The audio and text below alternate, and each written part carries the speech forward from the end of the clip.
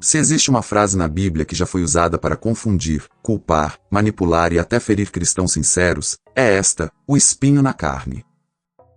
Mas hoje, nós vamos entrar no texto de verdade, com reverência, com coragem e com honestidade, e você vai sair daqui sabendo duas coisas: o que Paulo realmente disse, e como isso muda a forma como você enfrenta sua dor ainda esta semana. Aqui é o evangelista Lu Martins, do canal Palavra Pura.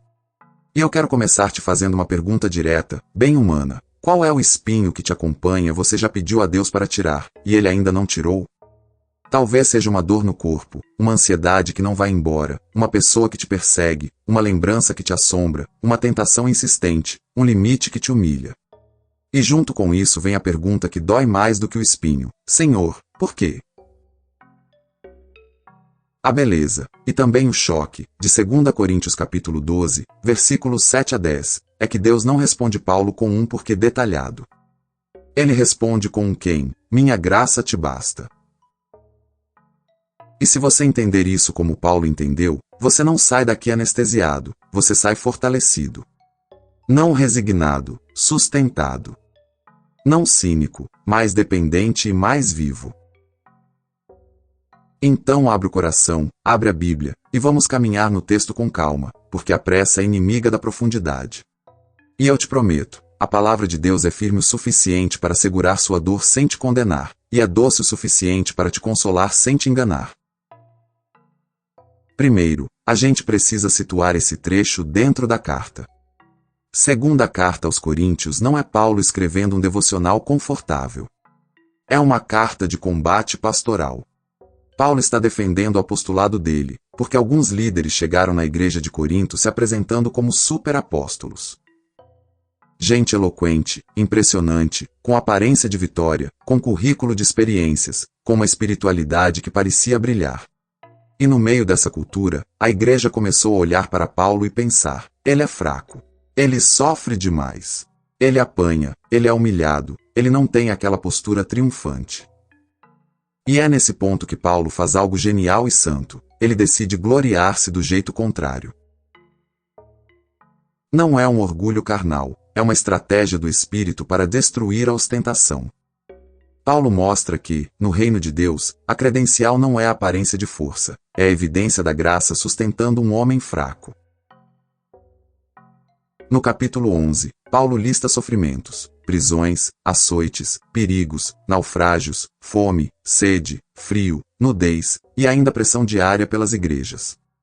Ele está dizendo: vocês querem medir ministério por performance? Então olhem para as cicatrizes que Cristo me deu. Só que, quando chega no capítulo 12, Paulo fala de algo que poderia alimentar o ego: visões e revelações. Ele menciona que conheceu um homem em Cristo, e ele está falando de si mesmo de forma humilde, que foi arrebatado ao terceiro céu e ouviu palavras indizíveis. Aqui já surge um alerta importante para nossa geração: experiências espirituais não são troféus para exposição. E Paulo deixa claro o objetivo: ele não quer que ninguém o superestime. Olha a preocupação pastoral: para que ninguém pense de mim além do que em mim vê ou de mim ouve. Em outras palavras, não me adorem. Não me coloquem num pedestal. E aí vem o espinho. O espinho é a resposta de Deus a um perigo real, o perigo da soberba. Agora, presta atenção, porque aqui a gente precisa ler com os olhos no texto e com o coração obediente. Paulo diz, em 2 Coríntios capítulo 12, versículo 7, mais ou menos assim: e, para que eu não me ensoberbecesse com a grandeza das revelações, foi-me dado um espinho na carne, um mensageiro de Satanás, para me esbofetear, a fim de que eu não me exalte. Você percebe que o propósito aparece duas vezes? Duas vezes Paulo diz: para que eu não me ensoberbecesse. Isso não é acidental. Isso é o Espírito Santo cravando no texto o ponto central: Deus está mais comprometido com a formação do caráter de Paulo do que com a reputação de Paulo. E aqui eu já te pergunto, com muito amor: e se Deus estiver mais comprometido com a sua alma do que com seu conforto imediato? E se o Senhor estiver formando em você uma dependência que você nunca escolheria, mas que você vai agradecer no céu? Vamos por partes. Primeiro, espinho na carne. A imagem é de algo agudo, persistente, humilhante. Espinho não é uma dor heroica que você controla. Espinho é aquilo que te pega de surpresa, que te limita, que te irrita, que te expõe. E o texto não define o que é. E isso é crucial. Muita gente quer definir o espinho com dogmatismo, foi doença. Outros dizem, foi perseguição. Outros, foi tentação. O máximo que a Escritura nos permite afirmar com certeza é isto. Era uma aflição real, contínua, dolorosa, e que mantinha Paulo em humilhação e dependência. E aqui já tem uma lição para nós, especialmente no Brasil, onde a gente gosta de certezas rápidas e frases de efeito. Nem toda curiosidade precisa ser saciada para a fé ser alimentada. Deus não deu o detalhe do espinho. Deus deu a razão e deu a promessa. Deixa eu te perguntar uma coisa, e se você está exigindo de Deus uma explicação completa, quando Ele está oferecendo sustentação diária? Você vai recusar o pão porque queria o mapa? Segundo, Paulo diz, um mensageiro de Satanás para me esbofetear. Isso aqui é forte. Esbofetear não é um incômodo leve, é agressão. O texto reconhece que há ataque real, hostilidade real, oposição real. O cristão não vive num conto de fadas. Existe um inimigo. Só que, ao mesmo tempo, Paulo diz, foi-me dado um espinho. Foi-me dado. Isso implica permissão soberana. Satanás fere, Deus governa. Eu preciso dizer isso com muito cuidado, porque é aqui que muitos tropeçam. O texto não chama Deus de autor do mal. Não diz que Deus é maligno. O que diz é que Deus, em sua soberania santa, pode permitir que um ataque exista, com limite e propósito, sem perder o controle e sem abandonar o filho. Isso é bíblico do começo ao fim. E daqui a pouco nós vamos conectar com Jó, com Pedro, com Hebreus, porque a Bíblia toda fala a mesma língua quando a gente escuta com humildade. Agora, terceiro detalhe, o propósito explícito. 2 vezes, para que eu não me ensoberbecesse. Então não é meramente punitivo. É preventivo. Aqui está uma correção para 2 ideias erradas muito comuns. A primeira, se eu sofro, é porque Deus está me punindo. A segunda, se eu sofro, é porque Deus me abandonou. O texto não permite nenhuma das duas como regra.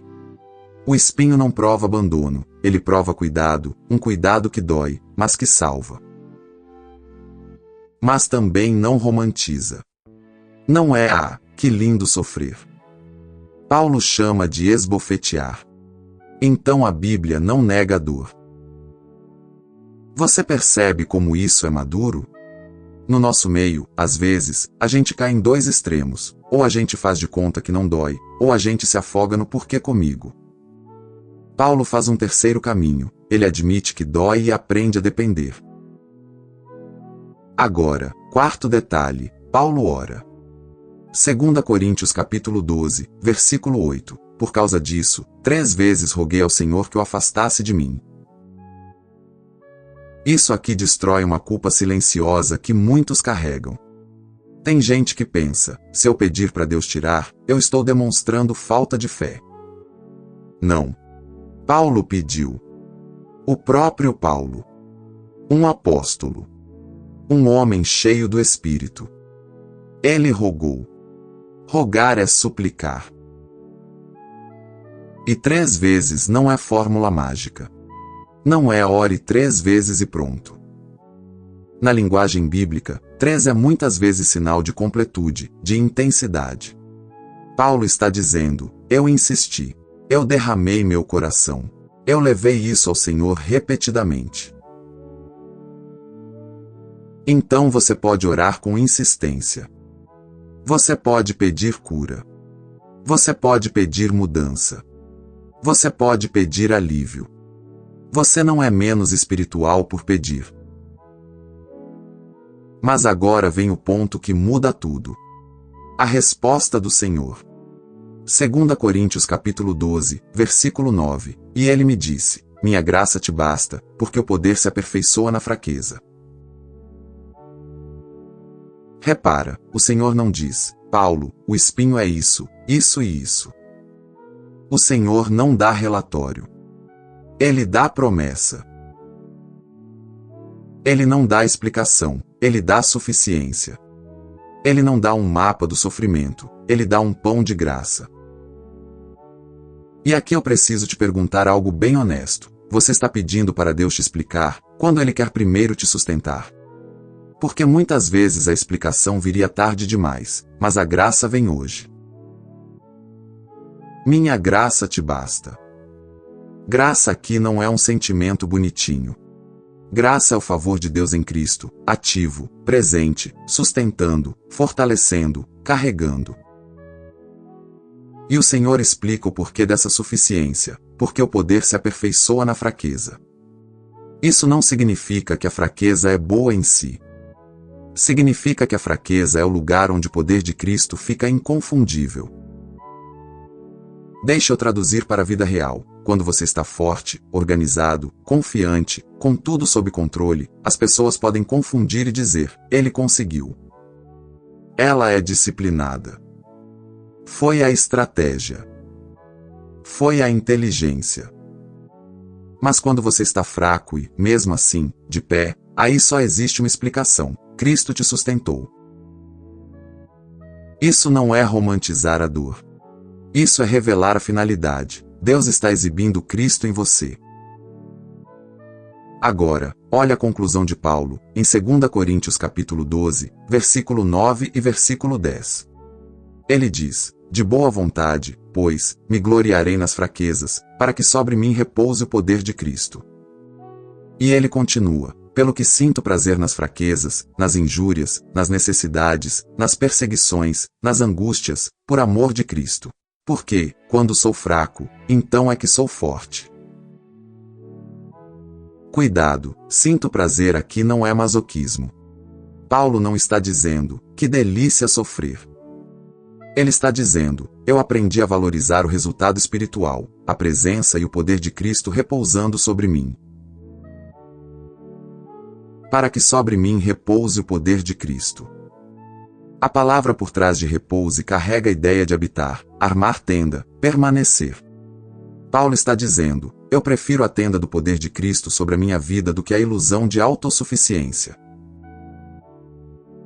E isso confronta diretamente a cultura de ostentação espiritual, não só em Corinto, mas também hoje. Hoje a tentação é mostrar uma fé sem rachaduras, uma vida sem limite, uma alegria sem lágrimas, uma vitória sem batalha.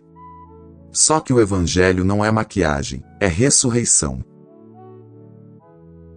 Agora, antes de aplicar isso na sua vida, nós precisamos fazer uma coisa que protege a igreja de muitos erros: deixar a Escritura interpretar a Escritura. Um texto difícil não pode ser arrancado do restante da Bíblia. Então eu quero te levar por um caminho bíblico, bem amarrado, para você ver que Paulo não está sozinho, ele está dentro de um padrão divino. Primeiro, lembra de 2 Coríntios capítulo 4, versículo 7. Paulo diz, temos este tesouro em vasos de barro, para que a excelência do poder seja de Deus e não de nós. O que é o vaso de barro? É frágil. É comum. É rachável. E o que é o tesouro? É a glória de Cristo, o Evangelho, a luz do conhecimento da glória de Deus na face de Jesus Cristo. Então, entende, Deus escolhe vasos frágeis de propósito. Para que ninguém confunda a glória do tesouro com a qualidade do vaso. E aí você começa a perceber, o espinho é uma rachadura no vaso que impede o vaso de se achar o tesouro. Deixa eu te perguntar, e se a sua rachadura está impedindo que você se torne o centro da sua própria história? E se Deus está protegendo você de você mesmo? Segundo texto, 2 Coríntios capítulo 1, versículos 3 a 5. Paulo fala do Deus de toda consolação, que nos consola em toda tribulação, para que possamos consolar os que estiverem em alguma angústia, com a consolação com que nós mesmos somos consolados por Deus. Isso é tremendo. Deus não desperdiça lágrimas. Deus transforma sofrimento em ministério. Não como troféu, mas como ponte. Talvez o espinho que te acompanha hoje, e você odeia isso, amanhã será exatamente a linguagem com que você vai abraçar alguém que está quase desistindo. Terceiro, Gálatas capítulo 4, versículos 13 a 15. Paulo menciona que foi por causa de uma enfermidade que ele anunciou o evangelho na Galácia. Isso mostra que Paulo teve limitações físicas em algum momento. Então é possível que o espinho tenha sido algo físico. Mas aqui entra a humildade interpretativa. Possível não é o mesmo que certo. A Bíblia não nos autoriza a bater o martelo. O que a Bíblia nos autoriza é a certeza sobre o propósito e sobre a suficiência da graça. Quarto, primeira carta de Pedro capítulo 5, versículos 8 a 10. Pedro diz: sede sóbrios e vigilantes. O diabo, vosso adversário, anda em derredor, como leão que ruge, procurando alguém para devorar. Resisti-lhe firmes na fé, sabendo que os mesmos sofrimentos estão se cumprindo entre vossos irmãos no mundo. E depois ele diz que o Deus de toda graça, depois de haverdes sofrido um pouco, ele mesmo vos aperfeiçoará, confirmará, fortificará e fundamentará. Aqui está a mesma tensão de Paulo. O diabo ataca, mas Deus aperfeiçoa. O diabo quer devorar, Deus quer firmar. Isso muda a maneira como você interpreta sua guerra. A batalha não é prova de abandono, pode ser palco de amadurecimento. Quinto, Jó, capítulos 1 e 2. Jó é o grande exemplo bíblico de um homem ferido por Satanás dentro de limites estabelecidos por Deus. Satanás aparece, acusa, tenta, toca em coisas reais, bens, família, saúde. E Deus, sem ser autor do mal, permite, limita e governa. Você percebe como isso da gramática bíblica para entender mensageiro de Satanás e foi-me dado? Não é dualismo, como se Deus e Satanás estivessem em pé de igualdade. Satanás é criatura, Deus é Senhor. Sexto, Hebreus capítulo 12, versículos 5 a 11, fala da disciplina do Senhor. O Senhor corrige a quem ama, e açoita todo filho a quem recebe. E diz que, embora no momento pareça motivo de tristeza, depois produz fruto pacífico de justiça. Agora, cuidado de novo, nem todo sofrimento é disciplina por pecado específico. Mas o texto de Hebreus nos dá a lógica do Pai. Deus forma filhos. Deus trabalha caráter. E isso ilumina-o para que eu não me ensoberbecesse. Sétimo, Lucas capítulo 22, versículo 42. Jesus, no Getsêmani, ora: Pai, se queres, passa de mim este cálice, contudo, não se faça minha vontade, mas a tua. Agora coloca isso lado a lado com 2 Coríntios capítulo 12, versículos 8 e 9. Jesus pede que passe, o Pai conduz ao caminho da obediência. Paulo pede que afaste, o Senhor responde com graça suficiente. A fé madura aprende a confiar quando o pedido não é atendido do jeito que a gente queria. Oitavo, Apocalipse capítulo 21, versículos 3 a 5. A promessa final é que Deus enxugará dos olhos toda lágrima, e não haverá mais morte, nem pranto, nem clamor, nem dor. Então minha graça te basta não é resignação fatalista, como quem diz: vai ser assim mesmo para sempre. Não. É sustentação no caminho até a restauração final. O espinho não é eterno. A graça é. E agora, depois de firmar isso no texto e no restante da Escritura, a gente precisa trazer para a vida. Porque Bíblia que não chega no cotidiano vira apenas informação. E Deus nos deu sua palavra para nos formar, nos consolar, nos corrigir e nos conduzir a Cristo. Então eu quero falar de maneira bem prática, bem pastoral, sobre 3 formas comuns de espinho, sem reduzir o texto a uma delas, e como viver a suficiência da graça em cada cenário. E enquanto eu falo, eu quero que você se veja aqui. Porque Deus não está falando com um público genérico. Deus está tratando com você. Primeiro, quando o espinho parece ser doença. Talvez você tenha uma enfermidade crônica. Talvez seja dor nas costas que limita tudo. Talvez seja enxaqueca. Talvez seja uma síndrome que te cansa. Talvez seja depressão, ansiedade, pânico. Talvez seja um diagnóstico que te assustou. A palavra não manda você fingir que não existe. Paulo chamou de espinho. O texto dá nome. O texto reconhece. E a Bíblia não manda você abandonar meios. Você pode buscar médico. Você pode fazer terapia quando for necessário. Você pode tomar medicamentos sob orientação. Você pode organizar rotina de sono. Você pode ajustar a alimentação. Você pode pedir ajuda. E aqui tem uma mentira que precisa cair. Se eu tiver fé, eu não vou precisar de ajuda. Isso não é fé, isso é orgulho disfarçado. Agora, ao mesmo tempo, existe outra mentira. Se eu faço tudo certinho, eu vou controlar minha vida e não vou sofrer. Isso não é sabedoria, isso é idolatria do controle. Então como você ora? Do jeito de Paulo. Você pede cura sem culpa. Você pede alívio sem vergonha. E você pede junto: Senhor, guarda meu coração da soberba e do desespero, mostra teu poder na minha fraqueza. Porque tem dois abismos diante do doente: o abismo da soberba, eu não preciso de ninguém, eu dou conta, e o abismo do desespero, Deus me esqueceu. E a graça de Cristo é ponte sobre os dois. Deixa eu te fazer uma pergunta que pode mudar sua semana. Quando sua limitação te visita, qual é a primeira voz que você escuta? A voz da acusação, ou a voz de Cristo dizendo: minha graça te basta?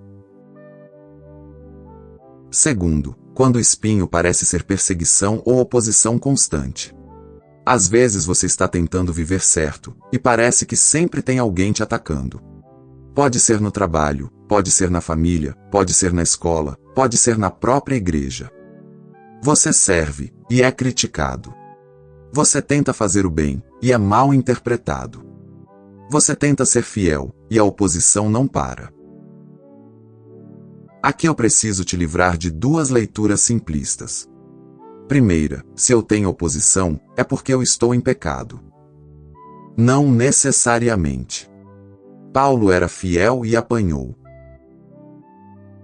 Segunda, se eu tenho oposição, então eu sou automaticamente mais santo que todos. Também não. Às vezes a oposição vem porque a gente é orgulhoso, ríspido, imprudente. Então como discernir? Use o critério do texto. Isso está me levando a depender mais de Cristo, ou está me levando a me ensoberbecer e endurecer? Porque a oposição pode te quebrar para a oração ou te inflar para a vingança. Pode te levar à mansidão firme ou à amargura venenosa. Paulo não diz: eu vou me vingar. Ele diz: eu vou me gloriar na fraqueza, para que sobre mim repouse o poder de Cristo. Em outras palavras, eu vou responder com Cristo. Então, na prática, peça ao Senhor sabedoria para responder com firmeza e mansidão. Se for necessário confrontar, confronte com verdade e amor. Se for necessário se calar, cale com paz, não com covardia. Se for necessário estabelecer limites, estabeleça sem ódio. E acima de tudo, não transforme sua dor em identidade. Quer um teste simples? Quando alguém te fere, você corre para o trono da graça, ou corre para o tribunal do seu orgulho? Terceiro, quando o espinho parece tentação insistente. Esse é um ponto sensível, porque muitos vivem em silêncio e vergonha. Tentação sexual. Pornografia. Mentira. Ira. Inveja. Compulsão. Vícios. Pensamentos que voltam como martelo. O texto não romantiza. Paulo chama de esbofetear. Tentação não é brincadeira. Tentação humilha. Tentação cansa. Tentação tenta te convencer de que você é um caso perdido. E aqui eu preciso ser muito claro, porque pastoralmente isso salva vidas. Fraqueza não é licença para pecar. Mas também fraqueza não é motivo para desistir.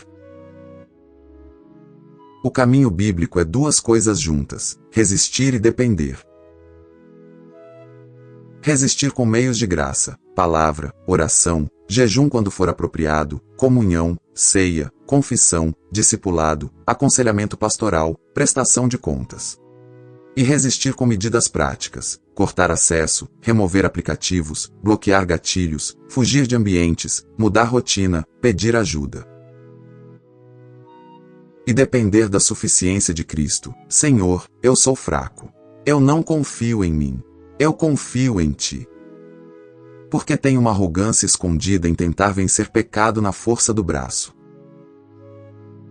Então, se o seu espinho se parece com tentação, eu te faço uma pergunta amorosa e bem objetiva. Qual é a porta que você ainda mantém aberta e chama isso de fraqueza? Hoje é dia de fechar essa porta. Agora, existe uma aplicação que vale para qualquer tipo de espinho: a oração que amadurece. Paulo pediu remoção e recebeu promessa. Isso nos ensina a orar com duas mãos. Numa mão, o pedido específico: Senhor, tira. Senhor, cura. Senhor, muda. Senhor, abre a porta. Senhor, fecha essa porta. Na outra mão, a rendição confiante: Senhor, se não tira agora, sustenta. Se não muda hoje, me firma. Se não responde do meu jeito, me dá graça para obedecer do teu. Isso cura a ansiedade espiritual que diz: Deus só é bom se fizer do meu jeito. Não. Deus é bom porque Ele é Deus. E a bondade dele não está refém do nosso controle.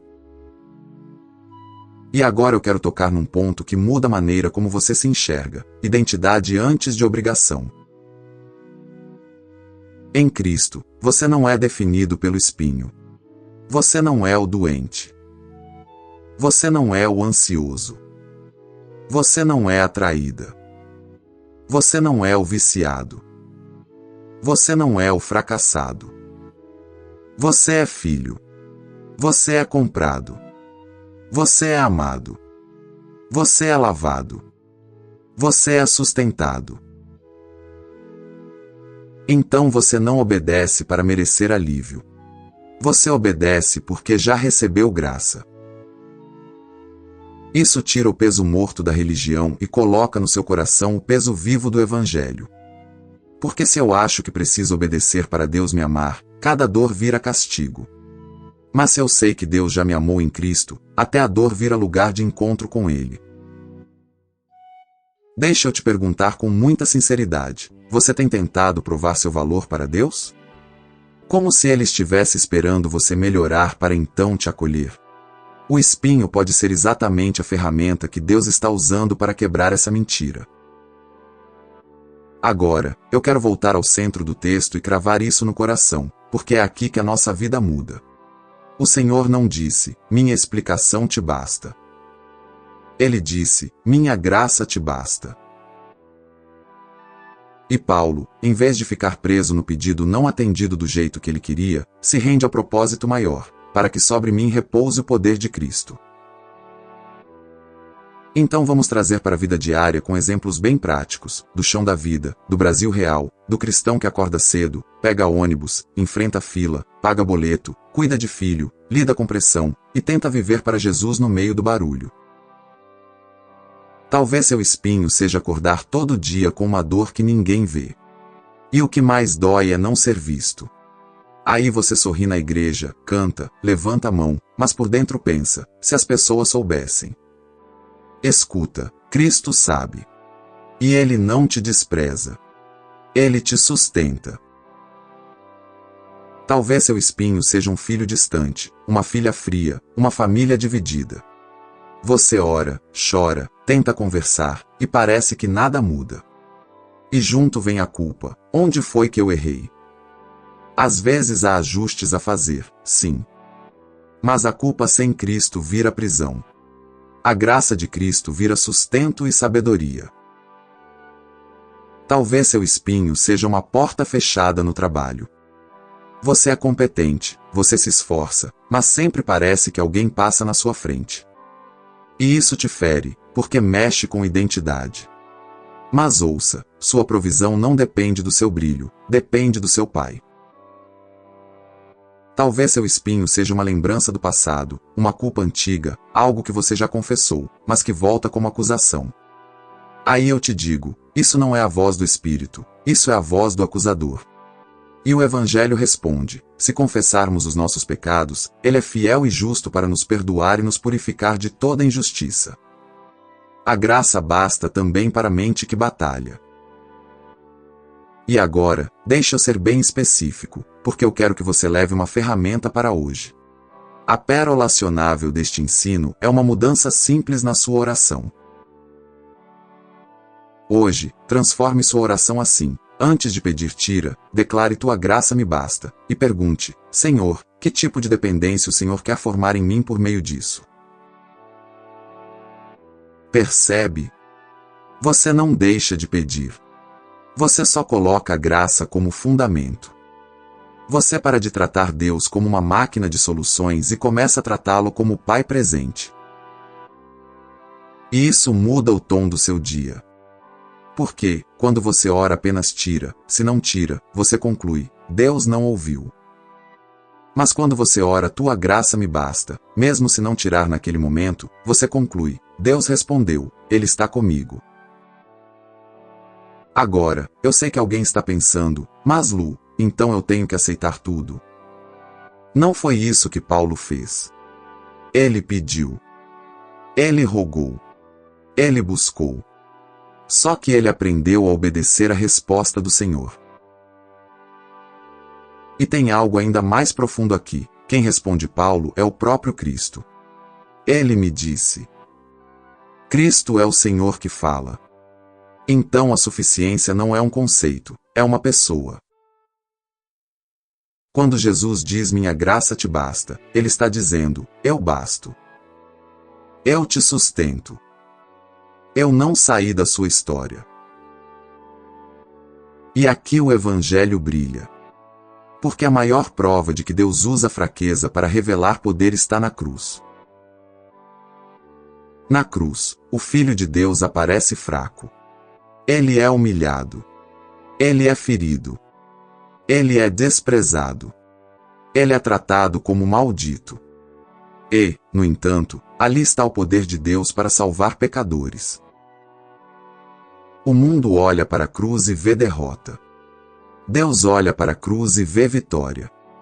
O mundo vê fraqueza. Deus revela poder. Então, quando você está fraco, e você pensa, eu estou perdendo, lembre-se, Deus já venceu exatamente no lugar em que parecia estar perdendo. E a ressurreição garante, a fraqueza não é a última palavra. O espinho pode durar uma estação. Pode durar mais do que você queria.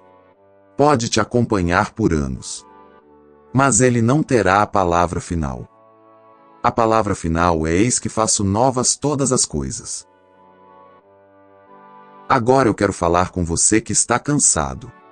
Cansado de ouvir mensagens que te mandam ser forte o tempo todo. Cansado de carregar um sorriso que não combina com o coração. Cansado de sentir que na igreja você só pode mostrar vitória. Eu quero te dizer, com a Bíblia aberta, o cristianismo verdadeiro não te chama para encenar força, te chama para descansar na graça. E eu também quero falar com você que está flertando com desespero.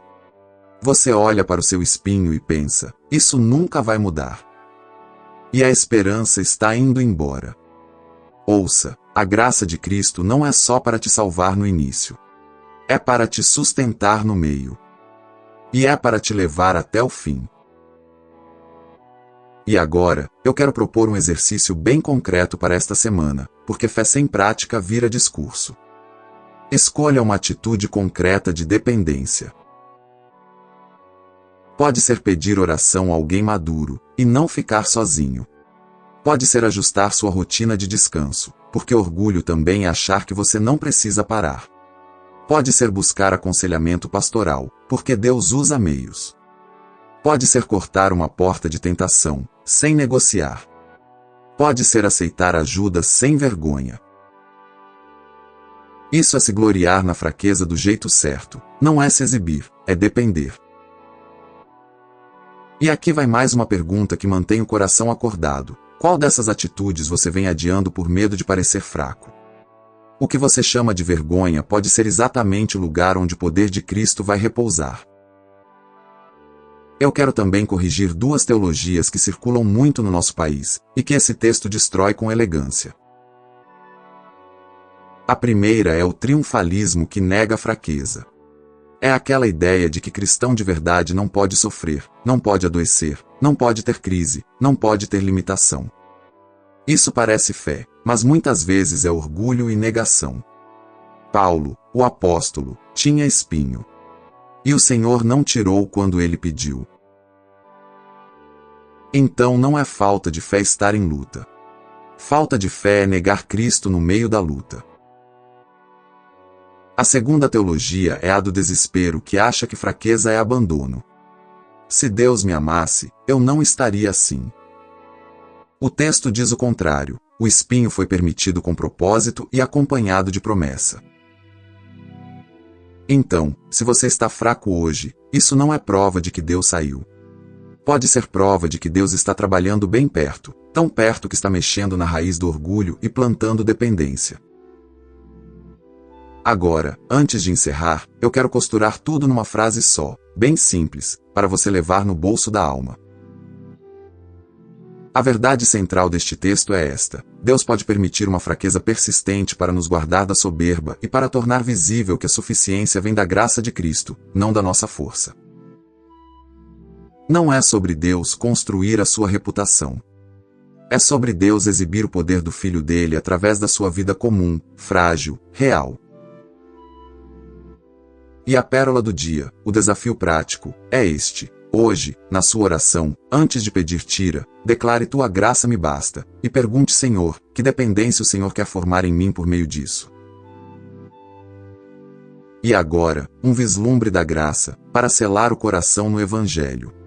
Jesus Cristo, o Filho de Deus, entrou no nosso mundo de dor. Ele carregou a nossa fraqueza. Ele tomou sobre si o nosso pecado. Ele venceu na cruz quando parecia fraco. Ele ressuscitou e garantiu que a dor não é eterna. Então, quando ele diz minha graça te basta, ele não está falando de longe. Ele está falando como quem derramou sangue para te ter. E agora, antes da oração final, eu quero falar com você sobre uma decisão bem simples, mas poderosa, aqui no canal Palavra Pura. Se esta palavra está te ajudando a pensar biblicamente, a sofrer biblicamente, a orar biblicamente, então se inscreve no canal. Não por número, mas por alimento. Porque toda semana nós abrimos a Escritura assim, texto, contexto, Cristo e vida real.